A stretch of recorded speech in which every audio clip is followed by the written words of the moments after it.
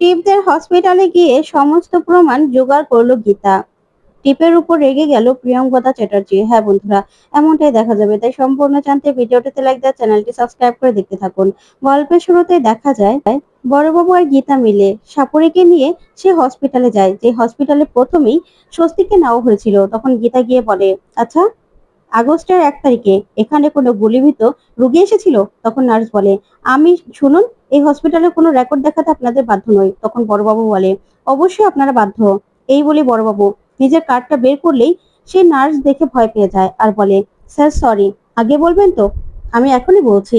তখনই সেই নার্স বলে, হ্যাঁ স্যার, একজন গুলিবিদ্ধ লোক এখানে অ্যাডমিট হয়েছিলেন। তাকে আমরা প্রাথমিক চিকিৎসা দিয়ে তাকে এখান থেকে ছেড়ে দেই, কারণ তার অবস্থা খুবই ক্রিটিক্যাল ছিল।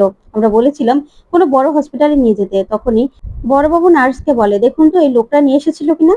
তখন নার্স মহিলা বলে, স্যার সেদিন আমি ডিউটিতে ছিলাম না, অন্য কেউ ছিল, তাই আমি প্লিজ বলতে পারছি না। তখনই দেখা যাবে সাপুরেকে নিয়ে গীতা আর বড়বাবু বলে, চল, এবার চল, আমাদের ওই হসপিটালে যেতে হবে।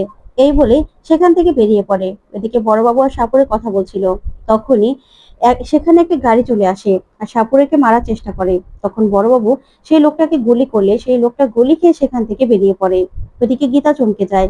তখনই সাপুরে বড়বাবুকে বলে, বড়বাবু, আমাকে আমাকে কেউ মেরে ফেলার চেষ্টা করেছিল। কে কে করলো এটা? তখন গীতা বলে, কেন বুঝতে পারছেন না? যাদেরকে আপনি বাঁচাচ্ছেন আর একজনকে ফাঁসাতে গিয়ে যাকে আপনি বাঁচিয়েছিলেন, আমাকে মারার চেষ্টা করেছিলেন, সেই আপনাকে মেরে ফেলার চেষ্টা করেছে। বুঝতে পেরেছেন? সেই আপনাকে মারার জন্য আজকে লোক পাঠিয়েছিল। তখনই এই কথা শুনে সাপুরে বলে, কে, আপনি কার কথা বলছেন? তখন গীতা বলে, ওই টিপ চ্যাটার্জি।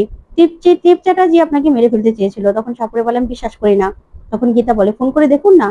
তখনই সে সাপুরে টিপকে ফোন করে। তখন লাউড স্পিকারে দিলে সাপুরে বলে, ম্যাডাম, আমাকে একটু আগে মেরে ফেলার চেষ্টা করা হয়েছিল। আমি আমি ভাগ্যিস বেঁচে গেছি। আপনি আপনি কি লোক পাঠিয়েছেন আমাকে মারার জন্য? তখনই টিপ মনে মনে বলে, আমি জানি কারা সাথে আছে, ভাগ্য গুণে বেঁচে গেছে। তখন টিপ বলে, না তো, না তো, আমি তো কাউকে পাঠাইনি, আমি তো কোনো লোক পাঠাইনি। তখন সাপুরে বলে, মিথ্যে কথা বলবেন না ম্যাডাম, আমাকে মেরে ফেলতে চেয়েছিল। আর কারা মেরে ফেলতে চাইবে বলুন তো, কারা? তখন টিপ বলে, দাঁড়ান, আমি দেখছি। সঞ্জয়, দেখো তো, ফোন করেছে। তখনই স্বস্তিক ফোনটা নেয় আর বলে, কে? তখনই সাপুরে বলে, আমি সাপুরে, আমি তারকনাথ সাপুরে, আমি সাপের খেলা দেখাই। তখন স্বস্তিক বলে, ও আচ্ছা, আপনি বেঁচে আছেন? আপনাকে আমি তো মেরে ফেলার জন্য লোক পাঠিয়েছিলাম। তখনই সাপুরে অবাক হয়ে যায়। তখন স্বস্তিক বলে, হ্যাঁ, আমি অর্ডার দিয়েছিলাম একদম শেষ করে দেব। যদি আপনি মুখ খোলেন না, তাহলে আপনাকে আমি একদম শেষ করে দেব। ওইদিকে স্বস্তিকের গলা শুনে গীতা পুরো অবাক হয়ে যায়। তখন সাপুরে বলে, স্যার এটা আপনি কি বলছেন, কি বলছেন এসব? তখন স্বস্তিক বলে, হ্যাঁ, মুখ খোলা যাবে না, মুখ খুললে কিন্তু একদম মেরে ফেলবো, মেরে ফেলবো আমি, তোমাকে আমি বলে দিলাম। তখন এই কথা বলে স্বস্তিক সেখান থেকে চলে যায়। ওইদিকে গীতা চিন্তায় পড়ে যায় যে স্বস্তিক এই কথাগুলো কেন বলছে।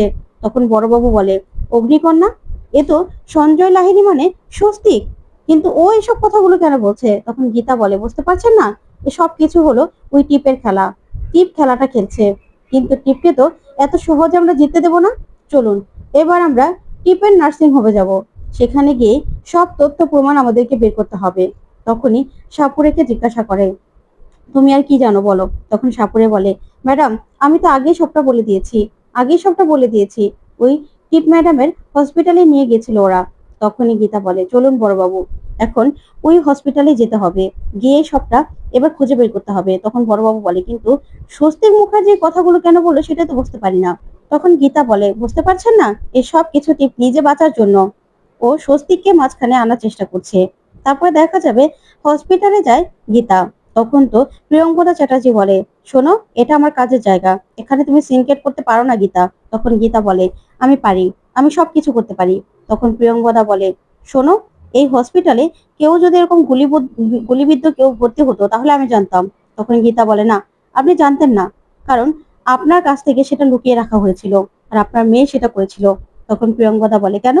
টিপ এটা কি করে করবে? আর তুমি বলতে চাইছো যে তোমার স্বামীকে তুলে এনে টিপ ভালো করলো, ভালো করে ভালোবেসলো, ভালোবেসে আবার বিয়েও করলো, এটা কি করে সম্ভব? বলো কি করে সম্ভব?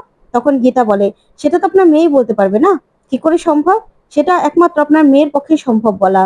তখনই প্রিয়ঙ্কদা বলে, শোনো, তুমি তুমি যা বলছো একদম ভুল বলছো। তুমি একদম আমার হসপিটালের রেপুটেশন নষ্ট করার চেষ্টা করবে না। তুমি ভুলে যেও না, তোমাকে আমি রাস্তা থেকে তুলে এনে বাড়িতে আশ্রয় দিয়েছিলাম, তোমাকে সুস্থ করেছিলাম। তখন গীতা বলে, হ্যাঁ, আমি ভুলে যাচ্ছি না যে আপনি আমাকে তুলে এনেছিলেন, আমাকে নতুন জীবন দিয়েছেন, আমার সেবা করেছেন। তাই বলে আমার স্বামীর অধিকার আমি ছেড়ে দেবো, সেটা কিন্তু আপনি ভুলেও ভাববেন না। বুঝতে পেরেছেন? তখনই প্রিয়ঙ্কদা চ্যাটার্জিকে বলে, আপনি আপনাদের হসপিটালের রেকর্ডগুলো সব দেখাতে বলুন। তখনই সেখানে টিপ চলে আসে আর এসেই বলে, আমি জানতাম তুমি এখানে আসবে, একটা অভদ্র মেয়ে মানুষ আমার স্বামীর পিছনে পড়ে আছো। শোনো, ওনা আমার স্বামী সঞ্জয় লাহিড়ী, তাই তুমি কোনো রকম কোনো কিছু প্রমাণ করতে পারবে না তুমি কোনো কিছু প্রমাণ করতে। তখনই গীতা বলে, শোনো, ও আমার স্বামী স্বস্তিক, তাই সেটা তো আমি প্রমাণ করে দেবই যে ও স্বস্তিক মুখার্জি, ও কোনো সঞ্জয় লাহিড়ী নয়, সেটা আমি প্রমাণ করে দেব। আর আমরা না, যেখানে ওকে প্রথমবার নিয়ে গিয়েছিলে যে হসপিটালে, সে হসপিটালে গিয়েছিলাম, সেখান থেকে সমস্ত প্রমাণ আমরা জোগাড় করে নিয়েছি। আমার কাছে না জাস্ট ধোপেও টিকবে না তুমি। তখন তো টিপ এই কথা শুনে ভয় পেয়ে যায়। আর গীতা বলে, শুনুন, আমি না সব পারি, এই হসপিটালে পুরোটা সার্চ করতে পারি। তখনই প্রিয়ঙ্গদা বলে, না, তুমি পারো না। তখনই গীতা বলে, আমি পারি আমি, আর আমি বড়বাবুকে এনেই সবকিছু পারি করতে। তখন বড়বাবুকে ডাকলেই বড়বাবু ফোর্স দিয়ে সেখানে হাজির হয়। তখন গীতা বলে, ওনারা না সার্চ ওয়ারেন্ট নিয়ে এসেছে, এই হসপিটালে পুরোটা সার্চ করে তারপরে বের করবে যে কোন দিন এখানে স্বস্তিক মুখার্জি অ্যাডমিট হয়েছিল। তখন গীতা টিপকে বলে, হ্যাঁ, আমি সবটা প্রমাণ করে দেবো। তখনই টিপ প্রিয়ঙ্গদা চ্যাটার্জিকে গিয়ে বলে, দেখেছো খাল কেটে কিভাবে কুমির এনেছিলে তোমার জন্য, আজকে তোমার জন্য তোমার মেয়ের সংসার ভেঙে যাচ্ছে। আর ওর চরিত্রই তো ঠিক ছিল না, আমি তো পত্রিকায় দেখেছি ওর বিষ্ণুদেবের সঙ্গে সম্পর্ক ছিল। তখন গীতা বলে, একদম চুপ, আমার নাম বাজে কথা বলবে না। তখন টিপ বলে, একদম বাজে কথা বলবে না তুমি। আমি জানি তো তোমার এখন আমার স্বামীর প্রতি ভালোবাসা হয়েছে, তাই তো?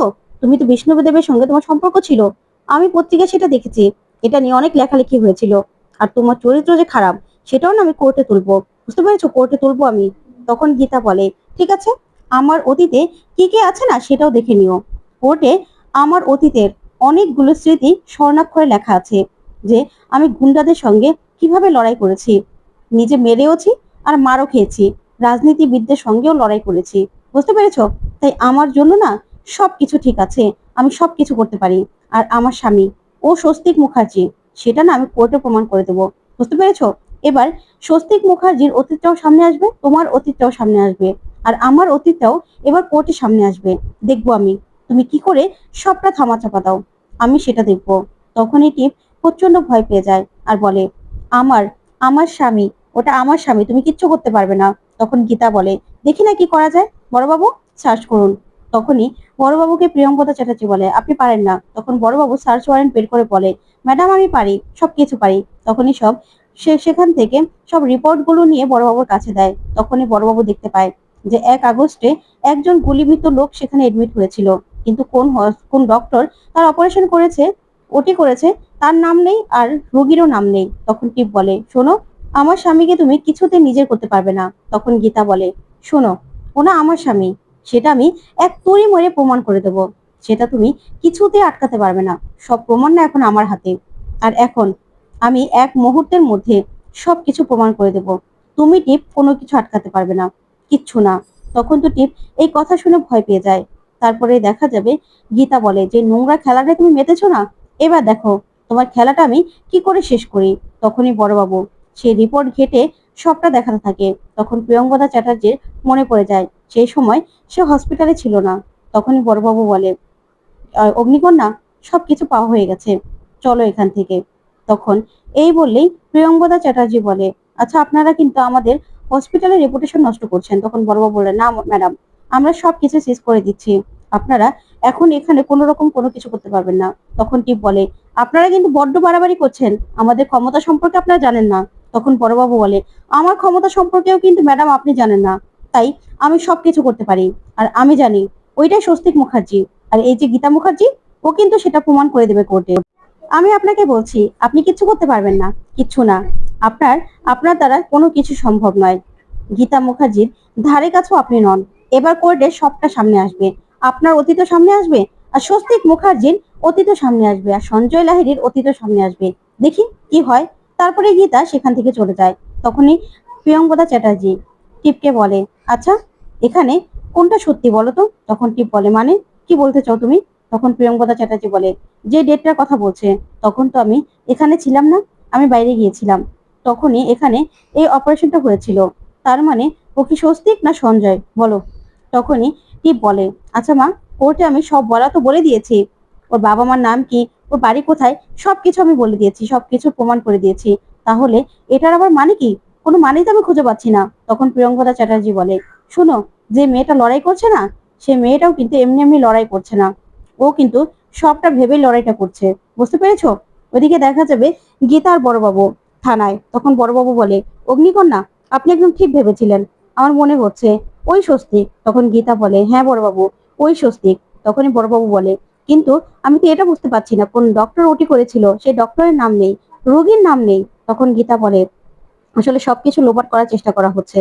আসলে মেয়েটার না মনটা খুব নরম।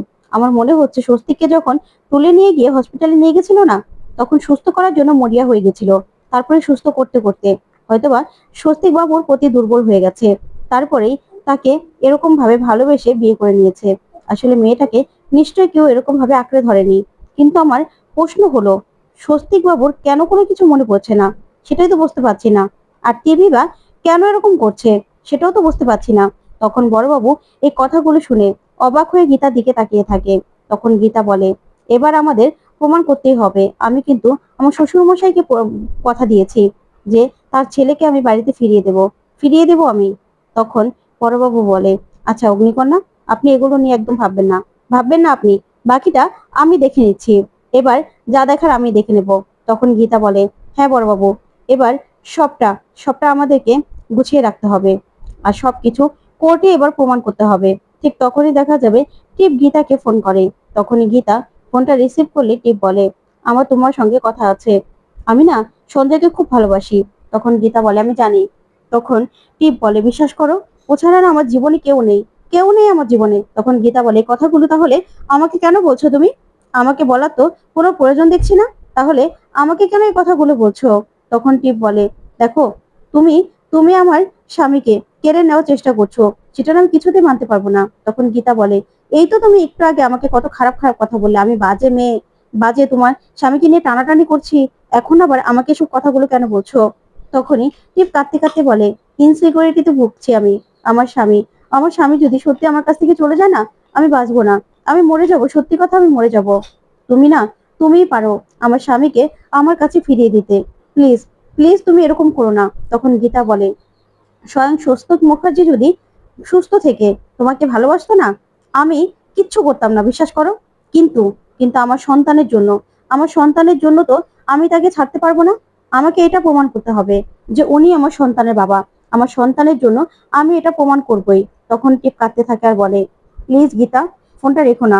তখন গীতা বলে, না, আমার কোনো কথা নেই। তখন টিপ বলে, বিশ্বাস করো, তোমার সঙ্গে আমার কথা আছে। আচ্ছা, আমরা এরকম করতে পারি না যে আমরা তিনজন একসঙ্গে থাকতে পারি না, একটা খেলা তো খেলতে পারি? তখন গীতা বলে, মানে? জীবন নিয়ে না কোনো জুয়া হয় না, কোনো খেলা হয় না, বাজি হয় না। তখন টিপ বলে, আমরা দেখতে পারি না যে আমার সঞ্জয় কাকে বেশি ভালোবাসে, তোমাকে না আমাকে? যাকে বেশি ভালোবাসবে সেই সঞ্জয়ের হবে। তুমি প্লিজ এই খেলাটা রাজি হয়ে যাও না। তখন গীতা বলে, না, এই খেলাটা আমি খেলতে পারবো না। তখন টিপ বলে, কেন?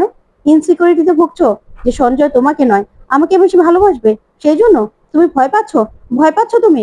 তখনই টিপের এই কথা শুনে গীতা অবাক হয়ে যায়। তখনই টিপ বলে, না হলে রাজি হয়ে যাও গীতা, রাজি হয়ে যাও, আমরা তিনজন একসঙ্গে থাকবো, তারপরে দেখবো যে কাকে কাকে সঞ্জয় বাবু ভালোবাসে। তখন এই কথা শুনে অবাক হয় গীতা। তখন গীতা কি করবে বুঝতে পারে না। তারপরে গীতা ঠিক করে নেয়, টিপের কথা রাজি হয়ে যায়। তো বন্ধুরা, কেমন লাগলো আজকের আপডেট? কমেন্ট করে জানাতে ভুলবে না। ধন্যবাদ।